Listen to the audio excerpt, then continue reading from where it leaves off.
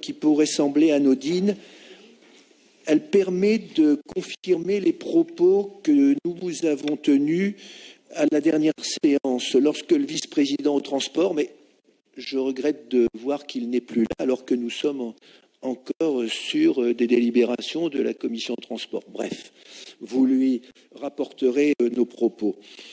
Eh bien, ils vous ont été rapportés tout à l'heure quand vous n'étiez pas dans l'hémicycle. La remarque qui avait été faite, c'est que le plan collectif transport ne montrait pas de cohésion globale, n'avait pas une vision qui englobait tous les modes de transport. Et d'ailleurs, à cette époque, ma collègue Hortense de Mereuil disait « J'ai bien lu et relu, je n'ai pas vu une seule fois le mot vélo ».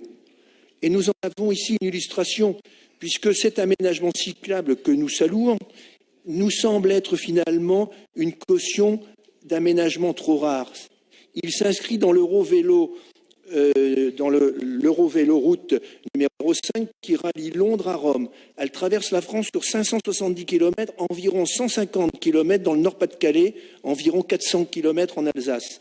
Si l'on cherche des informations sur cet Eurovélo, on ne trouve rien dans notre région à part un tracé. Pourquoi ?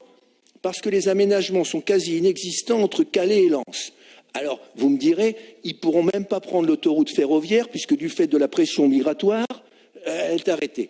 Donc, aménager une passerelle, c'est bien, mais il est nécessaire d'avoir une continuité sur notre territoire pour véritablement donner envie à nos compatriotes de faire du vélo en toute sécurité, développer le tourisme, participer à l'aménagement du territoire, et c'est une piste que nous vous demandons de saisir et sur laquelle nous vous ferons des propositions lors du débat budgétaire.